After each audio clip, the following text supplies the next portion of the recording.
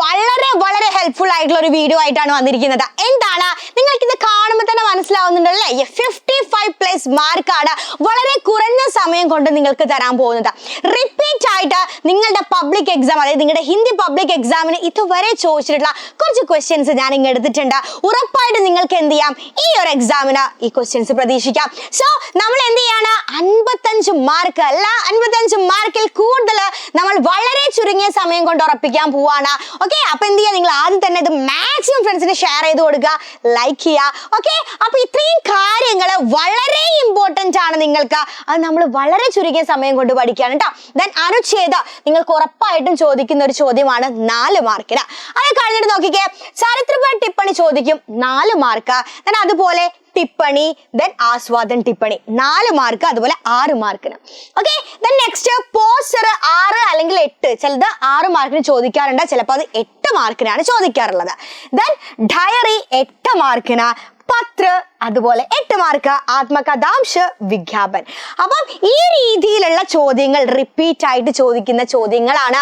നമുക്ക് എന്ത് ചെയ്യാം, ഇതെല്ലാം അങ്ങ് പഠിക്കാം. അപ്പൊ ആദ്യം തന്നെ നോക്കടാ, യെസ്, അനുച്ഛേദം അല്ലെ, വളരെ സുഖത്തിൽ നമുക്ക് എന്താ ചോദ്യം നോക്കിയിട്ട് മാർക്ക് മേടിക്കാൻ പറ്റുന്ന ഒരു ടൈപ്പ് ക്വസ്റ്റ്യൻ ആണ് ഈ അനുച്ഛേദം എന്ന് പറയുന്നത് അല്ലെ. നോക്കടാ, ഈ അനുച്ഛേദത്തിൽ നോക്കിക്കേ, ആടെ നമുക്ക് ഇതുപോലൊരു കവിയുടെ ബയോഡാറ്റ തരും. ഓക്കെ, അപ്പൊ ബയോഡാറ്റയിൽ എന്താണ്, നെയിം ഉണ്ട്, ജന്മ, അതുപോലെ വ്യവസായം, അതായത് ഏത് മേഖലയിലാണ് വർക്ക് ചെയ്യുന്നത്, ദെൻ രചനായം, സമ്മാൻ, മൃത്യു. ഓക്കെ, അതായത് ആ ഒരു കവിയെ സംബന്ധിച്ചുള്ള മുഴുവൻ കാര്യങ്ങൾ നിങ്ങൾക്ക് ഇതുപോലെ ബയോഡാറ്റയിൽ തരും. അപ്പൊ അനുച്ഛേദം എന്ന് പറഞ്ഞാൽ വലിയ എന്തോ സംഭവമാണെന്ന് ചിലർ വിചാരിക്കുന്നത്.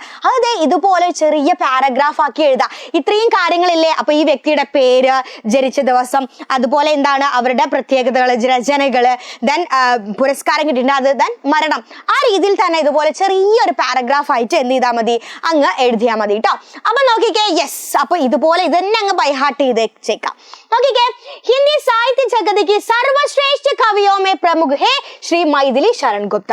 നിങ്ങൾക്ക് തന്ന കവി ആരാണോ അവരുടെ പേര് മാത്രം നിങ്ങൾ ഇവിടെ ചേഞ്ച് ചെയ്ത് കൊടുത്താൽ മതി. ഇതെല്ലാം അതേ രീതിയിൽ തന്നെ എഴുതാം. അതിനുശേഷം നോക്കിക്കേ, ഉൻകാ ജന്മ 3 ഓഗസ്റ്റ് 1886 മേ ഹുവ. എപ്പോഴാ ജനിച്ചത്, ആ ജനന തീയതി നിങ്ങൾക്ക് ചോദ്യത്തിൽ തന്നിട്ടുണ്ടാവും, അത് അതേപോലെ എഴുതിയെടുക്കാം.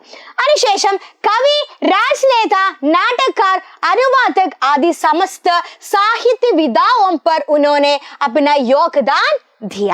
ഓക്കെ, അപ്പൊ എന്താണ്, ഈ മേഖലയിലൊക്കെ അദ്ദേഹം പ്രശസ്തനാണ്, നിങ്ങൾക്ക് അത് ചോദ്യത്തിൽ തന്നിട്ടുണ്ടാവും. ആ മേഖലകൾ ഒന്ന് എഴുതിയിട്ട് എന്ത് ചെയ്യുക, ഈ ഒരു കാര്യമായിട്ട് ആദി സമസ്ത സാഹിത്യവിദാओं पर उन्होंने अपना योगदान दिया എന്ന് ചേർത്ത് കൊടുക്കാം. അടുത്തത് പഞ്ചവടി, സാഖേത, യശോധര ആദി ഉൻകെ പ്രസിദ്ധ രചനായേ. അപ്പൊ അദ്ദേഹത്തിന്റെ നിങ്ങൾക്ക് തന്ന കവി ആരാണോ അവരുടെ രചനകൾ തന്നിട്ടുണ്ടാവും, അതിന്റെ കൂടെ എന്ത് ചെയ്യുക, പ്രസിദ്ധ രചനകളാണെന്ന് ചേർത്ത് കൊടുക്കുക കേട്ടോ. ഓക്കെ, നോക്കിക്കേ, ഹിന്ദുസ്ഥാനി അക്കാദമി പുരസ്കാർ, മംഗൾ പ്രസാദ് പുരസ്കാർ, പത്മഭൂഷൺ ആദി സേ വേ സമ്മാനിത് ഹുവേ.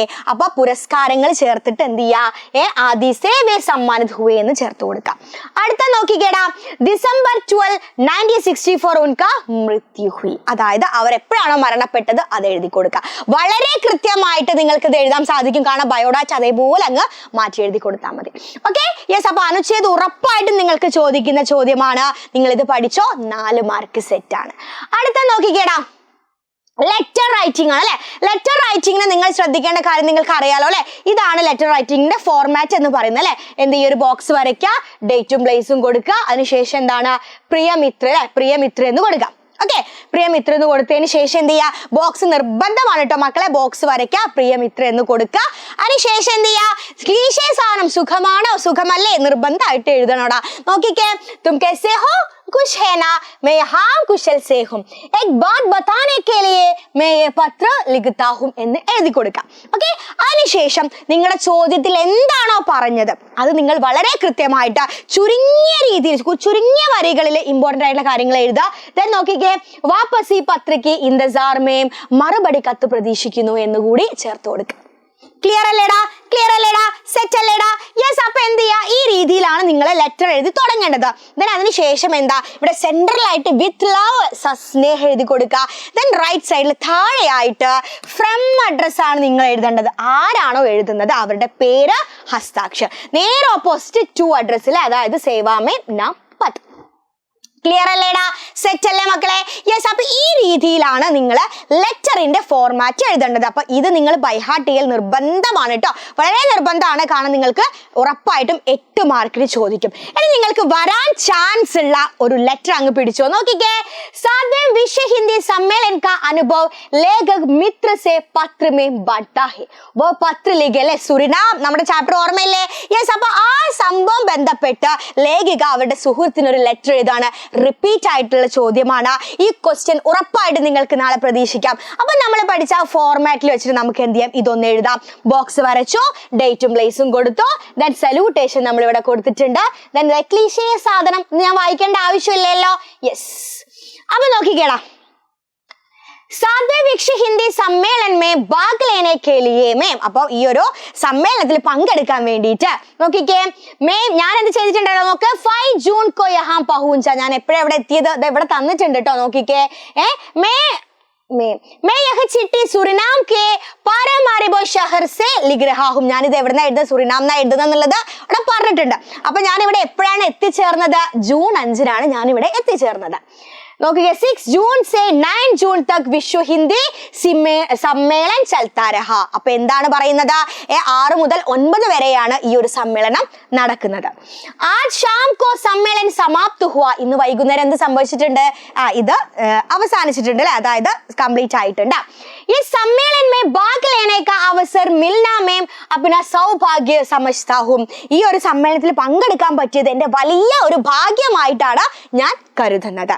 സുരിനാം പ്രാകൃതിക് സുന്ദരതാ സേ ഭരാ ദേശ് ഹേ. ഈ സുരിനാം എന്ന് പറയുന്നത് ഭയങ്കര പ്രകൃതി രമണീയമായിട്ടുള്ള ഒരു സ്ഥലമാണ്. इस देश के 37% लोग भारतीय मूल के हैं. पारिमारिबो में भारतीय मूल के इतना ज्यादा लोगों है कि मुझे ये शहर एक भारतीय शहर जैसा लगा. ഇവിടെ അധികം 30% അധികം ആൾക്കാർ എന്താ ഭാരതീയരാണ് അല്ലെ. അപ്പൊ അധികം ഞാൻ എന്താ ഇത് ഭാരതത്തിലെ ഒരു പട്ടണം പോലെയാണ് എനിക്ക് ഇവിടെ വന്നപ്പോ ഫീൽ ചെയ്തത്. यहाँ जो विश्व हिंदी सम्मेलन चल रहा था, इस सम्मेलन में भाग लिए हिंदी साहित्यकार आज की हिंदी की स्थिति पर खुश है. ഇവിടെ ഈ ഒരു സമ്മേളനത്തിൽ പങ്കെടുക്കാൻ വന്നിട്ടുണ്ടായിരുന്ന മുഴുവൻ സാഹിത്യകാരന്മാരും ഇന്നത്തെ ഒരു ഹിന്ദിയുടെ സ്ഥിതി അനുസരിച്ച് അവർ വളരെ ഹാപ്പിയാണ്. मुझे इस सम्मेलन में देश विदेश के अनेक साहित्यकारों से मिलने तथा उनके साथ हिंदी साहित्य के विभिन्न पहलुओं पर चर्चा करने का अवसर मिले. എനിക്ക് ഒരുപാട് സാഹിത്യകാരന്മാരെ കാണാൻ പറ്റി, അവരോട് പല കാര്യങ്ങളും ചർച്ച ചെയ്യാൻ പറ്റില്ല. അതൊക്കെ എൻ്റെ ഒരു ഭാഗ്യമായിട്ട് ഞാൻ കരുതുകയാണ്. मैं कल ही यहाँ से भारत लौट रहा हूँ. आपसे मिलते समय बाकी बातें विस्तार से कहूंगा. അല്ലെ, ഞാൻ നാളെ തന്നെ ഇവിടെ സ്ഥലം വിടും. ദെൻ നമുക്ക് നേരിട്ട് കണ്ടിട്ട് എന്ത് ചെയ്യാം, ബാക്കി കാര്യങ്ങളൊക്കെ സംസാരിക്കാന്ന് പറയുന്നു. ദെൻ നോക്കിക്കേ, ഫ്രം അഡ്രസ് ആരാണ്? അബ്ക മിത്ര ആര്? യെസ്, ഹിമാംശു ജോഷി. ദെൻ നേരെ ഓപ്പോസിറ്റ് ടു അഡ്രസ്. ക്ലിയർ അല്ലേടാ? സെറ്റ് അല്ലേടാ? യെസ്. അപ്പൊ ഈ ഒരു ലെറ്റർ നിങ്ങൾ പ്രതീക്ഷിച്ചോ, നിങ്ങൾക്ക് എക്സാമിന് കാണാൻ സാധിക്കും. ഓക്കെ, അടുത്തത് ഡയറിയാണ്. വളരെ ഇമ്പോർട്ടന്റ് ആണ്, 8 മാർക്കിന് ചോദിക്കുന്നത്. ഡയറിയുടെ ഫോർമാറ്റ് നിങ്ങൾക്ക് അധികം ഒന്നും ശ്രദ്ധിക്കാനില്ല. നോക്കിക്കേ, താരീഖ് കൊടുക്കുക, ദെൻ ആജ് മേരെ ലിയേ ഖുഷി ഓർ ദുഃഖി ദിൻ താ. സന്തോഷാണെങ്കിൽ ഖുഷി കൊടുക്കുക, ദുഃഖാണെങ്കിൽ എന്ത് ചെയ്യുക, ദുഃഖി എന്ന് കൊടുക്കുക. രണ്ടും ഒരുമിച്ച് കൊടുക്കരുത് കേട്ടോ. അതിനുശേഷം ചോദ്യത്തിലുള്ള കാര്യം വളരെ വ്യക്തമായിട്ട് എഴുതുക. എങ്ങനെ അവസാനിപ്പിക്കുക? ആജ് കാ ദിൻ മേ കഭി നഹീ ഭൂലൂംഗാ എന്ന് കൊടുക്കുന്നു, ഹസ്താക്ഷർ. ഇത്രയും കാര്യങ്ങൾ മാത്രമാണ് ഡയറിയുടെ ഫോർമാറ്റിൽ നിങ്ങൾ ശ്രദ്ധിക്കേണ്ട കാര്യം എന്ന് പറയുന്നത്. ഓക്കെ, അപ്പൊ നിങ്ങൾക്ക് വരാൻ ചാൻസ് ഉള്ള ഒരു ഡയറി നോക്കിക്കേടാ. യെസ്, ഷാദിക്ക് തയ്യാറിയാൻ ദേക്കർ ദീദി കാ മൻ സംഘർഷ സേ ഭരാ. അല്ലെ, നമ്മുടെ എന്താണ്, ദീദിയുടെ കല്യാണവുമായി ബന്ധപ്പെട്ട ഭൂമിയൊക്കെ നഷ്ടമാണ് അല്ലെ. അപ്പൊ അതുമായി സംബന്ധിച്ച് ദീദി വളരെ വിഷമത്തിലാണ്. അപ്പൊ ആ ദിവസം എഴുതുന്ന ഡയറിയാണ് നിങ്ങൾക്ക് ചോദിക്കാൻ വളരെ ചാൻസ് കൂടുതലുള്ളത് ചോദിച്ചിട്ടുള്ളത്. ഓക്കെ, അപ്പൊ നോക്കിക്കേടാ, ഡേറ്റ് എഴുതുന്നു. നോക്കിക്കേ, घर में मेरी शादी की तैयारियां हो रही है, अब मुझे अपने घर से विदाई लेनी है. അല്ലെ, അപ്പൊ എന്റെ വീട്ടിലെന്താ കല്യാണത്തിന്റെ സകല ഒരുക്കങ്ങളും നടക്കുന്നുണ്ട്. ഞാൻ എന്റെ വീട്ടിൽ നിന്നാണ് വേർപിരിയാൻ പോവാണ്. मुझे अपने माँ बाप तथा भाई को छोड़कर इस घर से अलग हो जाना है. എന്റെ പാരന്റ്സിനെയും എന്റെ ബ്രദറിനെയൊക്കെ വിട്ടിട്ട് ഞാൻ മറ്റൊരു വീട്ടിലേക്ക് പോവാണ്. मैं बहुत दुखी हूं, ഞാൻ ഒരുപാട് ദുഃഖിതയാണ്. पिताजी इतने दुखी है कि आजकल वे बहुत खामोश रहते हैं. പിതാവ് വളരെ ദുഃഖിതനായിട്ട് ഭയങ്കര സൈലന്റ് ആയിട്ടാണ് നടക്കുന്നത്. एक और पिताजी को घर से मेरा अलग होने का दुख है. ഞാൻ ഈ വീട്ടിൽ നിന്ന് പോകുന്നത് കൂടാതെ അച്ഛന് വേറൊരു വിഷമം കൂടിയുണ്ട്. दूसरी രണ്ടാമത്തെ വിഷമം എന്താണ്? और शादी के खर्च के लिए गांव की अपनी जमीन बेचने का दुख. അല്ലേ, എന്താണ് ഈ ഗ്രാമം, അതായത് എന്റെ കല്യാണത്തിന് വേണ്ടി ഈ ഗ്രാമത്തിലുള്ള അദ്ദേഹത്തിന്റെ ഭൂമിയിൽ അച്ഛന്റെ ഭൂമി വിൽക്കുക, ആ ഒരു വിഷമം കൂടി അദ്ദേഹത്തിനുണ്ട്. कल वे भाई के साथ अपने खेतों में घूमने गए. സൂര്യാസ്ത തക് വേ ഖേതോ മേ ഘൂംതേ രഹേ. അദ്ദേഹം ഇന്നലെ എന്ത് ചെയ്തിട്ടുണ്ടായിരുന്നു? ആ ഭൂമി പോയി കണ്ട് അവിടെ കുറേ നേരം സ്പെൻഡ് ചെയ്തിട്ടുണ്ടായിരുന്നു. वे अपनी जमीन दूसरों के बनने से पहले उसे और एक बार जी भर देखने की निकलते थे. അല്ലെ, മറ്റൊരാളുടേതാവുന്നതിന് മുമ്പ് മനസ്സ് നിറയെ ആ ഭൂമി കാണാൻ വേണ്ടിയിട്ട് അച്ഛൻ പോയി. Then നോക്കിക്കേ, യെസ് अब मेरे कारण हो रहे हैं. ഇതെല്ലാം ഞാൻ കാരണമാണ് സംഭവിക്കുന്നത്. ഭാരത് में स्त्री बनकर जन्म लेना शाब है. സ്ത്രീക്ക് ഷാദി കേലിയെ, അല്ലെ, പെൺകുട്ടിയുടെ വിവാഹത്തിന് വേണ്ടിയിട്ട് ദഹേജ് ദേന പടുത്താ ഹെ, സ്ത്രീധനം കൊടുക്കേണ്ടി വരികയാണ്. ഭാര്യ മാത്രമേ സോനയ്ക്ക് ആഭൂഷൺ ഓർ വസ്ത്ര ഖരീദനെ പടുത്തേ ഹെ, സൈക്കഡോം കോ ഗിലാന പിലാന പടുത്താ ഹെ. അല്ലെ, ഒരുപാട് വസ്ത്രങ്ങളും ആഭരണങ്ങളും വാങ്ങുന്നു. ഒരുപാട് പേർക്ക് വെറുതെ ഒരു കാർഡല്ലാതെ ഫുഡ് കൊടുക്കണം, വെള്ളം കൊടുക്കണം, അല്ലെ, അതായത് ഭക്ഷണം കൊടുക്കേണ്ടി വരികയാണ്. ഷാദി കെ ബാദ് ജബ് മേ സസുരാൽ മേ പहुंच जाऊंगी तब वहां मेरी जिंदगी कैसी होगी पता नहीं. കല്യാണത്തിന് ശേഷം ഞാൻ എന്താ ഭർത്താവിന്റെ വീട്ടിലേക്ക് പോകും, അവിടുത്തെ എന്റെ അവസ്ഥ എന്താണെന്ന് എനിക്ക് ചിന്തിക്കാൻ കൂടി പറ്റുന്നില്ല.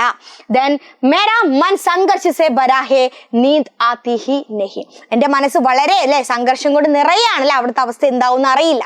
ഈ രീതിയിൽ ദീദിയുടെ ഒരു ലെറ്റർ നിങ്ങൾ പഠിച്ചോ, നാളെ ചോദിച്ചിരിക്കും. Okay, yes. അടുത്ത നോക്കിക്കേടാ, പോസ്റ്റർ എഴുതുന്ന സമയത്ത് നിങ്ങൾ ശ്രദ്ധിക്കേണ്ട കാര്യം ഒന്ന്, കാര്യക്രമം, അല്ലെ, പ്രോഗ്രാം എന്താണ്? നിങ്ങളുടെ ചോദ്യത്തിൽ വളരെ വ്യക്തമായിട്ടുണ്ടാവും. അതെന്ത് ചെയ്യുക, പ്രോഗ്രാം അവിടെ എഴുതുക കേട്ടോ. കാര്യക്രമം എന്നല്ല എഴുതേണ്ടത്, പ്രോഗ്രാം എഴുതുക. അതിനുശേഷം എന്താണ്, സബ്ജക്റ്റ് കൊടുക്കുക. നിങ്ങളുടെ ചോദ്യത്തിൽ ഉണ്ടാവും, ആ സബ്ജക്റ്റ് അതേപോലെ എഴുതുക. അതിനുശേഷം ഡേറ്റ് കൊടുക്കുക, പിന്നീട് സമയം, അല്ലെ, ടൈം കൊടുക്കുക. ഓക്കെ, അപ്പൊ സ്ഥാൻ വരുന്ന സമയത്ത് നിങ്ങൾക്ക് സ്കൂൾ ആണെങ്കിൽ നിങ്ങൾക്ക് എന്ത് കൊടുക്കാം? സ്കൂൾ സഭാഭവൻ എന്ന് കൊടുക്കാം കേട്ടോ. സ്കൂൾ സഭാഭവൻ മേ എന്ന് കൊടുക്കാം. അതിനുശേഷം സ്ഥാൻ, അല്ലെ, സ്ഥാന്. ഓക്കെ, അപ്പൊ എന്ത് ചെയ്യാ, സ്ഥാൻ കൊടുത്തു. അതിനുശേഷം എന്താണ്, സബ്കാ സ്വാഗത്. ഓക്കെ, അപ്പൊ എന്താ നോക്കിക്കേ, അത് നിങ്ങൾ പ്രോഗ്രാം എന്താന്ന് എഴുതുന്നു, സബ്ജക്റ്റ് എന്താന്ന് എഴുതുന്നു, ദെൻ ഡേറ്റ് കൊടുക്കുക, സമയം കൊടുക്കുക, ദെൻ സ്ഥാൻ കൊടുക്കുക, സബ്കാ സ്വാഗത്. ഇത്രയാണ് നിങ്ങൾ പോസ്റ്ററിന്റെ കാര്യത്തിൽ ശ്രദ്ധിക്കേണ്ടത്. Okay, yes. Then next advertisement, അല്ലെ, ആഡ്. നിങ്ങൾക്ക് ആഡ് ചെയ്താൽ ഉറപ്പായിട്ടും വിജ്ഞാപൻ എന്നുള്ളൊരു ചോദ്യം നിർബന്ധമാണ്, അല്ലെ. അപ്പൊ എന്താ, ഉറപ്പായിട്ടും അത് ചോദിക്കും. ആ സമയത്ത് നിങ്ങൾ ശ്രദ്ധിക്കേണ്ട കാര്യങ്ങൾ എന്താണ്, ഒരു ഹെഡിങ് കൊടുക്കണം, എന്താണ് പ്രൊഡക്റ്റ്. അതിനുശേഷം എന്ത് ചെയ്യുക, അതിന്റെ പ്രൈസ് കൊടുക്കുക. അതിനുശേഷം അതിന്റെ ഒരു പിക്ക് വരയ്ക്കുക. ദെൻ എന്തെങ്കിലും ഒരു പൊലിപ്പിക്ക്, ഇത് വാങ്ങൂ, നേടൂ, ഇപ്പൊ തന്നെ നിങ്ങൾ സ്വന്തമാക്കൂ എന്നൊക്കെ എഴുതി കൊടുക്കുക. നമുക്കൊരു എക്സാമ്പിൾ ചെയ്യാം. നോക്കിക്കേ, ബാസാർ മേ സൂർദാസ് കി പദ്മാല കി CD നിക്കലി ഹെ. അപ്പൊ പദ്മാല ആരുടെ, സൂർദാസിന്റെ ഒരു CD കേട്ടോ. CD की बिक्री बढ़ाने के लिए एक विज्ञापन तैयार करा. അപ്പൊ CD വിറ്റ് പോകണം, അപ്പൊ അതിനൊരു ആഡ് ഉണ്ടാക്കാതെ ഈ രീതിയിൽ വളരെ ചുരുങ്ങിയ രീതിയിൽ, അതായത് വളരെ ഇച്ചിരി എഴുതിയാൽ മതി, നിങ്ങൾക്ക് എന്ത് കിട്ടും, വളരെ കുറച്ച് എഴുതിയാൽ നിങ്ങൾക്ക് 8 മാർക്ക് കിട്ടും. നോക്കിക്കേ, ആദ്യം തന്നെ പ്രൊഡക്റ്റ് എന്താണ്, അല്ലെ, പദ്മാലയാണ്, അല്ലെ, പദ്മാലയുടെ CD ആണ്. അപ്പൊ അത് കൊടുക്കുക, സൂർദാസ് കെ 10 പദോं की CD. അതിനുശേഷം എന്ത് ചെയ്യുക, ഇതുപോലെ ഒരു പിക്ചർ വരച്ചു കൊടുക്കുക, എന്താണോ പ്രൊഡക്റ്റ് അതിന്റെ പിക്ചർ. ദെൻ നോക്കുക, അപ്പൊ സിർഫ് 100 വേണമെങ്കിൽ നമുക്ക് 50 കൊടുക്കാം, അല്ലെങ്കിൽ 20 കൊടുക്കാം, നിങ്ങൾക്ക് ഇഷ്ടമുള്ള കേവലം 20 രൂപ മാത്രം. ദെൻ നോക്കിക്കേ, പിന്നെന്താണ് നോക്കിക്കേ, യെസ്. അതിനുശേഷം നമുക്ക് എന്ത് കൊടുക്കാം, ഖരീദേ മൻ കോ ഖുഷി സേ ഭരേ, വാങ്ങൂ, മനസ്സ് സന്തോഷം കൊണ്ട് നിറയ്ക്കോ. അപ്പൊ പ്രൊഡക്റ്റ് എന്തായാലും നിങ്ങൾ ഈ രീതിയിൽ എഴുതുക. ഓക്കെ, 8 മാർക്കിന്റെ ചോദ്യമാണ്, വെറുതെ നിങ്ങൾ എന്ത് ചെയ്യരുത്, മിസ്സാക്കരുത്, ഈ ഒരു വിജ്ഞാപൻ നിങ്ങൾ എഴുതുക. ഓക്കെ, അടുത്ത ചോദ്യം നോക്കിക്കേ, എന്താടാ അടുത്ത നോക്കിക്കേ, രാജ്വന്തിക്ക് ചരിത്ര പർ ടിപ്പണി ലിഖേ. ക്യാരക്ടർ സ്കെച്ച് റിപ്പീറ്റ് ആയിട്ട് ചോദിച്ചതാണ് നമ്മുടെ രാജ്വന്തിയെ കുറിച്ചുള്ള ചരിത്രപര ടിപ്പണി. നമുക്ക് വളരെ സിമ്പിൾ ആയിട്ട് നമുക്ക് എഴുതാം, എന്തൊക്കെ കാര്യങ്ങൾ നമുക്ക് അതിൽ ഉൾപ്പെടുത്താം, എന്തൊക്കെ കാര്യങ്ങൾ നോക്കിക്കുക. അമൃത പ്രീതം ദ്വാര ലിഖിത് കഹാനി മുർക്കി और बुला की कहानी का मुख्य മുഖ്യ പാത്ര ഹേ രാജ്വന്തി അല്ലെ. നമ്മുടെ മുർക്കി ഉഫ്ബുലാക്കി എന്ന് പറഞ്ഞ ചാപ്റ്ററിലെ പ്രധാനപ്പെട്ട ക്യാരക്ടർ ആണ് ആര്? രാജ്വന്തി. ഓക്കെ, മുർക്കി കെ സാത്ത് രാജ്വന്തി കാ വ്യവഹാർ പ്രേമപൂർണ്ണ രഹ അല്ലെ. മുർക്കിയോട് വളരെ സ്നേഹത്തിലായിരുന്നു ആര്? രാജ്വന്തി നിന്നിരുന്നത്. ഉസ്കെ സൗന്ദര്യ पर आकृष्ट होकर यह मुर्खी नाम भी രാജ്വന്തിനെ ഉസേ ദിയാ था അല്ലെ. അപ്പൊ എന്താണ് ആ മുർഖി എന്ന പേര് ആരാടാ ഇട്ടത്? രാജ്വന്തിൽ അത്രയും ഭംഗിയുള്ളത് കൊണ്ടാണ് ആ പേര് മാറ്റിയിട്ടത്. മുർഖി കെ പ്രതി ഉൻകെ മൻ മേ ദയാ ഓർ സഹാനുഭൂതി അല്ലെ. മുർഖിയോട് എന്താണ് വളരെ സ്നേഹവും സഹാനുഭൂതിയും ഒക്കെ ആർക്കുണ്ട്? രാജ്വന്തിക്ക് ഉണ്ട്. इसलिए पति द्वारा ഉപേക്ഷിത ഉനെ വാപ്പസ് ആനെ पर പിതാവ് പതി അല്ലെ, അതായത് ഭർത്താവ് ഉപേക്ഷിക്കപ്പെട്ട സമയത്ത് ആരുമില്ലാതെ തിരികെ വന്ന സമയത്ത് എന്ത് ചെയ്തു? രാജ്വന്തി അപ്പനെ ഘർ മേം ആശ്രയ ദേത്തി ഹേ. രാജ്വന്തി എന്ത് ചെയ്തു? മുർക്കിക്ക് ആ വീട്ടിൽ എന്ത് ചെയ്തു? ആശ്രയം കൊടുത്തു. ഉസേ അപ്പനെ ഘർ കി ചാബി സോംപ് ദേത്തി ഹേ. എന്ത് ചെയ്തു? ആ വീടിന്റെ കീ എന്ത് ചെയ്തു? നമ്മുടെ മുർക്കിയുടെ കയ്യിൽ കൊടുത്തു. ദയാ പരോപകാർ और सहानुभूति के मूर्त रूप पर में രാജ്വന്തി പാടകോം കെ സാമനെ ആത്തി ഹേ. ദയയും സഹാനുഭൂതിയും ഒക്കെ ഉള്ള ഒരു സ്ത്രീ ആയിട്ട് നമ്മുടെ മുന്നിലേക്ക് എന്ത് ചെയ്യുന്നുണ്ട്? രാജ്വന്തി എത്തുന്നുണ്ട്. ഓക്കെ, അപ്പൊ ഈ രാജ്വന്തിയുടെ ക്യാരക്ടർ സ്കെച്ച് നിങ്ങൾ പഠിച്ചോ? നാളത്തെ നിങ്ങളുടെ ചോദ്യ പേപ്പറിൽ ഈ ഒരു ചോദ്യം നിങ്ങൾക്ക് കാണാൻ സാധിക്കും. യെസ്, ദെൻ നെക്സ്റ്റ് ക്വസ്റ്റ്യൻ നോക്കിക്കേ. കവിതാക്കി ആസ്വാദൻ ടിപ്പണി. നിങ്ങൾക്ക് നാളെ ചോദിക്കാൻ പോകുന്ന ആസ്വാദൻ ടിപ്പണി ഏതാണ് നോക്കിക്കേ. മാതൃഭൂമി എന്ന് പറഞ്ഞ കവിതയുടെ ആസ്വാദൻ ടിപ്പണി നിങ്ങൾക്ക് നാളെ കാണാൻ സാധിക്കും. വളരെ സിമ്പിൾ ആയിട്ട് നമുക്ക് പഠിക്കാൻ നോക്കിക്കേ. द्विवेदी युग के लोकप्रिय कवि मैथिली शरण गुप्त द्वारा लिखित देश प्रेम संबंधी कविता है मातृभूमि. ओके, इसमें कवि ने मातृभूमि का गुणगान किया है, साथ ही देश के प्रति सब कुछ समर्पण करने का आह्वान भी दिया है. ഇത് നിങ്ങൾ അങ്ങനെ തന്നെ എഴുതാട്ടോ. ഇനിയാണ് വരികളിലൂടെ കടന്നു പോകേണ്ടത്. നോക്കിക്കേ, കവി कहते हैं, കവി പറയാണ് എന്താ? इस हरी भरी धरती पर आकाश रूपी नील वस्त्र सुंदर लग रहा है. ഈ പച്ചപ്പ് നിറഞ്ഞ ഭൂമിയിൽ എന്താണ്? ആകാശമാകുന്ന നീല വസ്ത്രം ധരിച്ചിട്ട് ആര് സുന്ദരിയായിട്ടുണ്ട്? യെസ്, മാതൃഭൂമിയിലെ. ദെൻ സൂര്യ और चंद्र दिन रात में मातृभूमि के मुकुट के रूप ശോഭിത ഹേ. എന്താണ്? ഈ രാത്രിയിൽ, അതായത് രാത്രിയിലും പകലിലും എന്താണ്?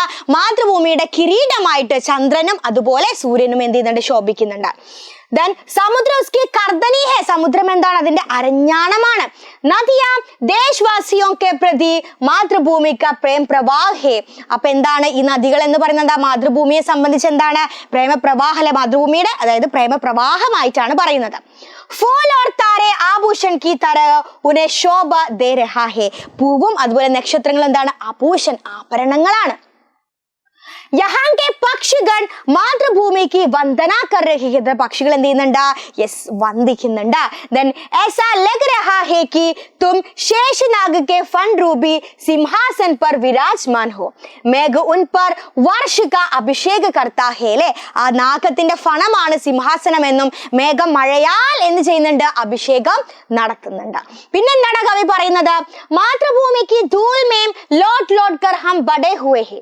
ഇസി ധർത്തി पर घुटनों के बल चलते चलते हमने पैरों पर गड़े होने सीखे. ഈ പൊടി പടലങ്ങളിലൂടെയാണ് നമ്മൾ പിച്ച വെച്ചത്. അതിൽ നിന്നാണ് നമ്മൾ ശരിക്കും എന്ത് ചെയ്തത്? നിൽക്കാൻ വേണ്ടിയിട്ട് പഠിച്ചത്. ഇസി മാതൃഭൂമി में रहकर हमने रामकृष्ण परमहंस പരമാനന്ദ പായ അല്ലെ. നമുക്ക് എന്താ? രാമകൃഷ്ണ പരമഹംസന്റെ ആ പരമാനന്ദം നമുക്ക് ലഭിക്കുന്നുണ്ട്. ഹേ മാതൃഭൂമി തുझे देखते ही हम आनंद पुलकित हो जाता है. ഞങ്ങൾ ആനന്ദ പുലകിതരായി മാറുന്നുണ്ട്. यहाँ रहकर हमने जितना सुख पा लिया है वह सब कुछ तेरा दिया हुआ है.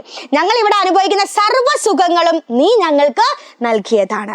ये शरीर भी तेरी संपत्ति है तुझसे बनी है. ഞങ്ങളുടെ ഈ ശരീരം നിന്റെ സമ്പത്താണ്, നിന്നാൽ ഉണ്ടാക്കപ്പെട്ടതാണ് അല്ലെ. तेरे ही രസമേ സനി ഹുയി ഹേ. പിന്നെയോ അന്തമേം അവസാനം മൃത്യു ഹോനെ പർ. അവസാനം ഞങ്ങൾ മരണപ്പെട്ടിട്ടുണ്ടെങ്കിൽ ഈ നിർജീവ ശരീർ തൂ ഹി അപ്നായകെ. നിർജീവമായിട്ടുള്ള ഈ ശരീരം എന്താണ്? നിന്നിലേക്കാണ് വരുന്നത്. ഹേ മാതൃഭൂമി തുജ്മേ ജന്മ ലേക്കർ തുജ്മേ പൽക്കർ അന്തമേം ഹം സബ് തേരെ ഹി മിട്ടി മേം വിലീൻ ഹോ ജാത്തെ ഹേ. നിന്നാൽ ജനിച്ചു, നിന്നിലൂടെ വളർന്നു, അവസാനം മരണപ്പെട്ടാൽ നിന്നിലേക്ക് തന്നെയാണ് ഞങ്ങൾ എത്തുന്നത്. सरल शब्दों में कवि मातृभूमि की खूबियों की और हमें आकृष्ट करके उसके लिए अपना जान अर्पित करने की പ്രേരണ देती है. ഓക്കെ, അപ്പൊ ഈ രീതിയിലാണ് മാതൃഭൂമിയുടെ എന്തെഴുതേണ്ടത് ആസ്വാദന ടിപ്പണി. നിങ്ങൾക്ക് ഉറപ്പായിട്ടും 6 മാർക്കിന് ചോദിക്കും. ഇത് നിങ്ങൾ നിർബന്ധമായിട്ടും പഠിക്കാം. ഓക്കെ, അടുത്ത നോക്കിക്കേടാ. ദോസ്തിയിലെ हम नहीं तोड़ेंगे, നിങ്ങൾക്ക് പാടാൻ അറിയില്ല കേട്ടോ. ദോസ്തി പാടാൻ അറിയില്ല. हम नहीं तोड़ेंगे, तोड़ेंगे हम मगर तेरे साथ न छोड़ेंगे. ഓക്കെ, ദോസ്തി की വിശേഷതാओं पर टिप्पणी लिखें. ഉറപ്പായിട്ടും ചോദിക്കും. ഫ്രണ്ട്സിനെ കുറിച്ചുള്ള ഒരു ടിപ്പണി നിങ്ങൾക്ക് നാളെ കാണാൻ സാധിക്കും. നോക്കിക്കേ, യെസ്, ദോസ്തി ഹി ജിന്ദഗിയിലെ ഒരു ഹെഡിങ് കൊടുക്കാം. ഓക്കെ, വളരെ ചുരുങ്ങി നമുക്ക് എഴുതാം. നോക്കിക്കേ, दोस्ती ऐसी जादू है जो जिंदगी भर दोनों को एक ही धागे पर बांध लेती है. അല്ലേ, അതായത് പരസ്പരം ബന്ധിക്കുന്ന ഒരു മാന്ത്രികനാണ്, അല്ലെ, ഒരു മായാജാലമാണ് എന്ത് സുഹൃത്തുക്കൾ എന്ന് പറയുന്നത്.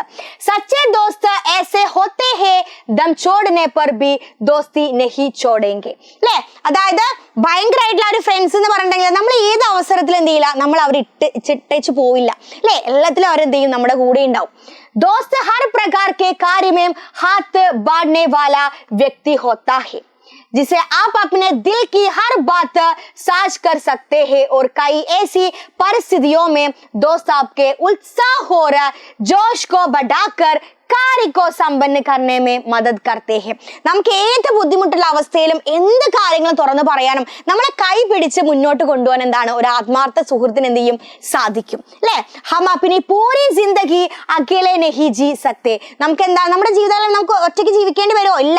ഒരു ആത്മാർത്ഥ സുഹൃത്ത് ഉണ്ടെങ്കിൽ നമ്മൾ ഒരിക്കലും എന്ത് ചെയ്യില്ല, ഒറ്റയ്ക്കാവില്ല. ബാക്കി നോക്കിക്കേ, ഖുശി സെ ജീനെ കെ ലിയെ കിസി ഭരോസമന്ത് ദോസ്ത് കി ജറൂരത്ത് ഹോത്തി ഹെ. നമ്മൾ സന്തോഷമായി ജീവിക്കാൻ നമുക്ക് നല്ലൊരു സുഹൃത്ത് വേണം, അല്ലേ, വേണം. अन्य महत्वपूर्ण वस्तुओं के होने पर भी एक इंसान के जीवन में दोस्ती बहुत मूल्यवान रिश्ते हैं. മറ്റെന്ത് വസ്തുക്കൾ ഉണ്ടെങ്കിലും ഒരു മനുഷ്യന്റെ ജീവിതത്തിൽ എന്താണ് ഒരു ആത്മാർത്ഥ സുഹൃത്ത് അത്യാവശ്യമാണ്. Then अच्छी बुरी यादें बांटने के लिए एक अच्छे दोस्त की जरूरत होती है. അപ്പൊ എന്താണ്, യെസ്, നമുക്ക് എന്താ നമ്മുടെ ജീവിതത്തിൽ എന്തില്ലെങ്കിലും ഒരു ആത്മാർത്ഥ സുഹൃത്ത് മതി. അത് മാത്രം മതി നമുക്ക് ജീവിതത്തിൽ പല കാര്യങ്ങളും നേടിയെടുക്കാൻ. അപ്പം സുഹൃത്തിനെ കുറിച്ചുള്ള ഒരു ടിപ്പണി ഉറപ്പായിട്ടും നിങ്ങൾക്ക് ചോദിക്കും. ഇത് നിങ്ങൾക്ക് എഴുതാം. ഓക്കെ, യെസ്, അടുത്ത ചോദ്യം നോക്കിക്കേ. മുർക്കിക്ക് ആത്മകഥാംശം. നിങ്ങൾക്കൊരു ആത്മകഥയുടെ ഭാഗം, ഒരു ആത്മകഥാംശം നിങ്ങൾക്ക് എഴുതാൻ ഉറപ്പായിട്ടും ചോദിക്കും. ഓക്കെ, അപ്പൊ എങ്ങനെ എഴുതാം? 8 മാർക്കിന് ചോദിക്കുമ്പോൾ നോക്കിക്കേ, അപ്പൊ മുർക്കിയെ കുറിച്ച് റിപ്പീറ്റ് ആയിട്ട് ചോദിക്കുന്ന ഒരു ചോദ്യമാണ്, മുർക്കിയെ കുറിച്ചാണ് കേട്ടോ. അപ്പൊ മുർക്കി എന്തൊക്കെയാ പറയാ നോക്കിക്കേ. മേ മുർക്കി ഹും. നിങ്ങൾ അങ്ങ് മുർക്കി ആയാൽ മതി. ഞാൻ എന്റെ ആ രീതിയിലാണ് എഴുതേണ്ടത്. ഓക്കെ, രാജ്വന്തി മാനെ യഹ് നാം രഖാത്ത. അല്ലെ, രാജ്വന്തി മാമാണ് എന്ത് എനിക്ക് ആ പേര് ഇട്ടത്. മേം മാതൃഹീൻ തി. എനിക്ക് എന്താണ് അമ്മയില്ല. അല്ലെ, കുമാർ കോ പാലൻ കെ ലിയെ മേ യഹാം പഹുഞ്ചി. പിന്നെന്താ നോക്കിക്കേ, പിതാനെ पैसे लेकर एक धनी दूसरे व्यक्ति के साथ मेरा विवाह करवाने का निश्चय किया. അല്ലെ, പണത്തിന് വേണ്ടിയിട്ട് അച്ഛൻ എന്ത് ചെയ്തിട്ടുണ്ട്, ഒരു ധനികനുമായിട്ട് എന്റെ വിവാഹം നടത്താൻ തീരുമാനിച്ചു. यह जानकर मैं एक शहरी लड़के के साथ भाग गई. ഞാൻ എന്ത് ചെയ്തു, അത് കേട്ടപ്പം പട്ടണത്തിലുള്ള ഒരാളുമായിട്ട് ഞാൻ എന്ത് അവിടെ നിന്ന് ഒളിച്ചോടിപ്പോയി. उसने मेरी सारी संपत्ति बेचकर एक घर बनाया लेकिन उसने मेरी चाबी छीन ली और मुझे छोड़कर दूसरी स्त्री के साथ भाग ले गया. ഒരുപാട് എന്റെ സമ്പത്ത് കാര്യങ്ങളൊക്കെ കൊള്ളടിച്ചിട്ട് എന്ത് ചെയ്തു, ഒരു വീടുണ്ടാക്കി. then എന്ത് ചെയ്തു, വേറൊരു സ്ത്രീ ആയിട്ട് എന്ത് ചെയ്തു, എന്നെ അവിടെ നിന്ന് ഇറക്കി വിട്ടിട്ട് വേറൊരു സ്ത്രീയുമായിട്ട് അവിടെ താമസിക്കാൻ തുടങ്ങി. एक दयालु व्यक्ति की सहायता से मैं फिर माम के यहाँ पहुंची. ഞാൻ എന്ത് ചെയ്തു, തിരിച്ച് ആ രാജ്വന്തി മാമിന്റെ അടുത്തേക്ക് തന്നെ പോയി. മാം ने मुझे आश्रय लिया. എന്ത് ചെയ്തു, എനിക്ക് ആശ്രയം നൽകി. चाबी मुझे देकर माँ ने मुझे यहाँ आजीवन ठहरने का वचन भी दिया. नहीं तो मेरी हालत क्या होगी कल्पना नहीं कर सकती. ഒന്നും ചിന്തിക്കാതെ എന്ത് ചെയ്തു, ആ വീടിന്റെ ചാവി എനിക്ക് തന്നു. ഇവിടെ നിന്നോളാൻ എന്നോട് പറഞ്ഞു. അങ്ങനെ ചെയ്തില്ലായിരുന്നെങ്കിൽ എന്റെ അവസ്ഥ എനിക്ക് ചിന്തിക്കാൻ പോലും പറ്റില്ലായിരുന്നു. ഓക്കെ, അപ്പൊ മുർക്കിയുടെ ആത്മകഥാംശം ഉറപ്പായിട്ടും നിങ്ങൾക്ക് പ്രതീക്ഷിക്കാം. അത് നിങ്ങൾ എന്ത് ചെയ്യാം, പഠിക്കാം. ഓക്കെ, യെസ്, അപ്പൊ ഇത്രയും ചോദ്യങ്ങൾ നിങ്ങൾ പഠിച്ചാൽ നിങ്ങൾക്ക് കിട്ടാൻ പോകുന്നത് എത്ര മാർക്കാണ്? 55-ൽ കൂടുതൽ മാർക്ക് നിങ്ങൾക്ക് കിട്ടും. അപ്പം ഇത് ഉറപ്പായിട്ടും നിങ്ങൾ പഠിക്കണേ മക്കളെ. ഉറപ്പായിട്ടും നിങ്ങൾ പഠിച്ചോ, നിങ്ങൾ പാസ്സാവും. ബാക്കിയുള്ള ക്വസ്റ്റ്യൻസ് 1 വേർഡും 2 വേർഡും ഒക്കെ ആയിട്ട് നമുക്ക് തട്ടിവിട്ട് എഴുതാൻ പറ്റും. ഓക്കെ, അപ്പൊ ഇതുപോലത്തെ വീഡിയോസ് വേണമെങ്കിൽ എന്ത് ചെയ്യണം, യെസ്, ഈ ചാനൽ സബ്സ്ക്രൈബ് ചെയ്യുക, മാക്സിമം ഫ്രണ്ട്സിന് ഷെയർ ചെയ്യുക, ലൈക്ക് ചെയ്യാൻ മറക്കരുത്. അപ്പം